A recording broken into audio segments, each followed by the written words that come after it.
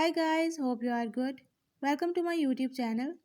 In my today's video, I'll be sharing with you how to use incoming or outgoing call barring in your device Samsung F14.